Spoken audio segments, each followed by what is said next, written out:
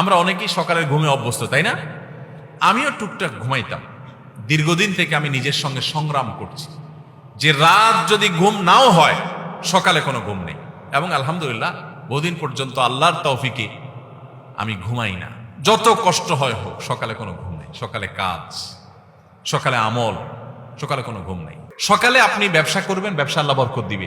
চাকরি করবেন, চাকরিতে আল্লাহ বরকত দিবে। পড়ালেখা করবেন, সেখানে আল্লাহ তাআলা বরকত দিবে। আপনি যে কাজ করবেন সে কাজে বরকত হবে। আর যদি ঘুমায় থাকেন তাহলে অলসতা বরকত হবে। জীবনের বরকত ধ্বংস হয়ে যায়, প্রোডাক্টিভিটি নষ্ট হয়ে যায় এই সকালের ঘুম।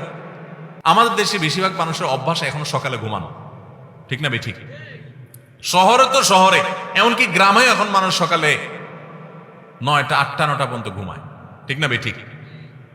আমি পৃথিবীর অনেক দেশে দেখছি যে ভোরে সকালে দোকান খুলে ফেলে তারা। আর আমাদের দেশে অনেক দোকান আছে 10টা 11টা আগে খোলে না। কেন? কারণ পাবলিক সব ঘুমে, দোকানদার খুলে কি করবে?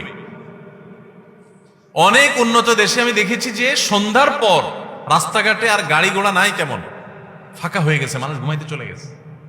আর আমাদের দেশে রাতে 8টা 9টা মানে সবচাইতে পিক জ্যামের টাইম, কারণ পাবলিক ঘরের গুলো সব বাইরে হয়ে গেছে। আর ভোরবেলা ফজরের পরে রাস্তা ফাঁকা ফাঁকা, কারণ সব নাকটাই না ঘুমাইতেছে। ভাইরা আমার, মনে হবে খুব ছোট্ট ইস্যু, ছোট ইস্যু না, অনেক বড় ইস্যু।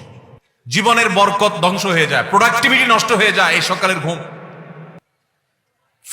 হেফজখানার ছাত্ররা তাদের দ্বিতীয় সিক্রেট হলো তারা সকালে কাজ করে।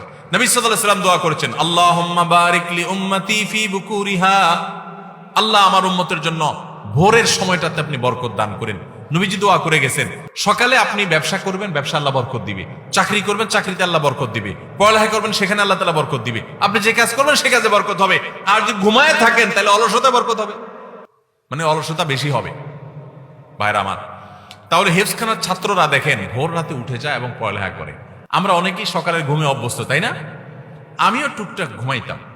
দীর্ঘদিন থেকে আমি নিজের সঙ্গে সংগ্রাম করছি যে রাত যদি ঘুম নাও হয়, সকালে কোনো ঘুম নেই। এবং আলহামদুলিল্লাহ বহুদিন পর্যন্ত আল্লাহর তৌফিকে আমি ঘুমাই না। যত কষ্ট হয় হোক, সকালে কোনো ঘুম নেই। সকালে কাজ, সকালে আমল, সকালে কোনো ঘুম নেই।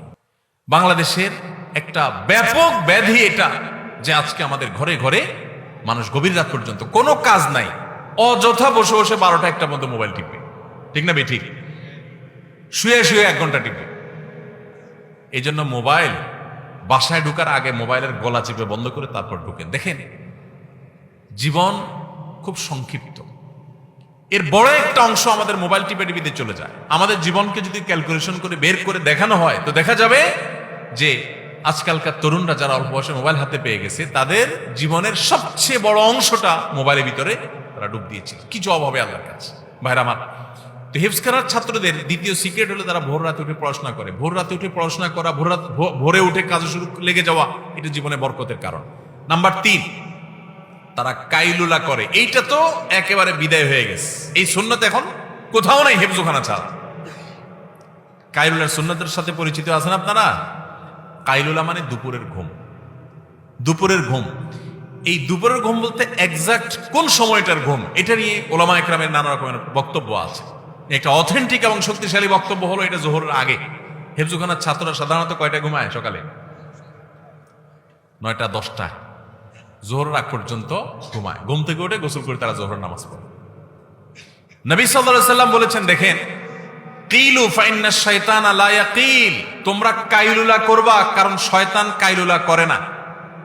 দেখেন দুপুরের এই ঘুমটা এত ইম্পর্টেন্ট যে এখানে সামান্য একটু, ইতিমধ্যে এটা নিয়ে অনেক গবেষণাও হয়েছে।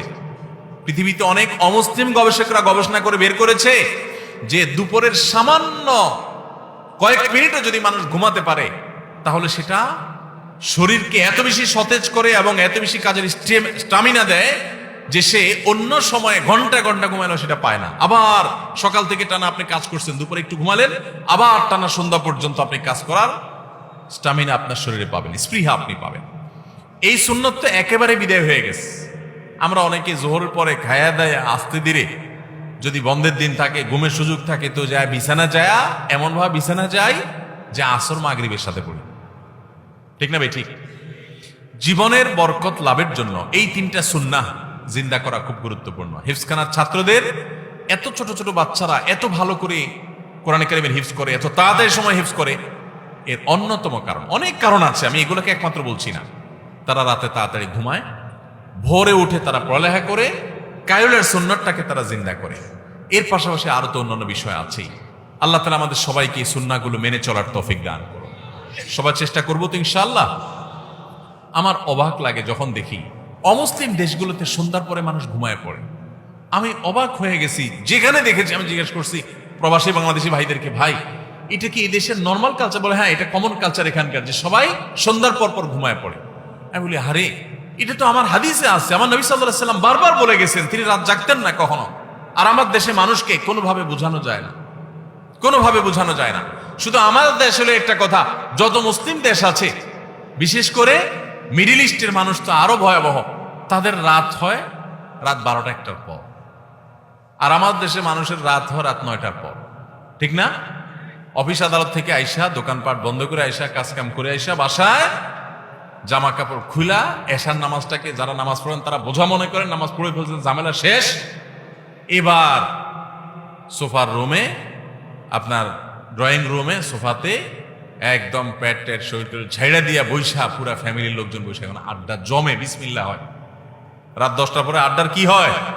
বিসমিল্লাহ হয়। এরপরে 11টা-12টার দিকে আস্তে আস্তে বিছানা যাও, তাও ওই আধা হাত একটা মোবাইল সাথে থাকে। এবার ওইটা আবার আধা ঘন্টা 1 ঘন্টা টিপতে থাকে। ভাইরা আমার, জিন্দিগির বরকত নষ্ট হওয়ার জন্য যথেষ্ট। আমি আলহামদুলিল্লাহ আপনাদেরকে আনন্দের সংবাদ শুনাই। আমার বাসার মধ্যে, বাসা যখন থাকি আমরা, রাত 10টার মধ্যে ঘুম শেষ, সবাই রাত 10টার ভিতরে ঘুমায় যাবে। এই প্রতিজ্ঞাকে বাস্তবায়ন করার জন্য প্রতি মুহূর্তে আমরা চেষ্টা করে যাচ্ছি এবং আলহামদুলিল্লাহ বেশিরভাগ ক্ষেত্রে আমরা সফল। আর সকালে কোনো ঘুম নাই। সকালে যে ছাত্র সে পড়ালেখা চলে যাবে, যে কর্মজীবী তার কাজ শুরু করবে, মা তার ঘরের কাজ শুরু করবে, সবাই তার কাজে লেগে যাবে। রাতে তাড়াতাড়ি ঘুমাবে। রাতের ঘুমটা স্বাস্থ্যের জন্য দরকারি। আপনি মনে করেন কিরে ভাই, হুজুর ঘুমের ওয়াজ করতে আসছে, এই ঘুমের মধ্যে আপনার দুনিয়া এবং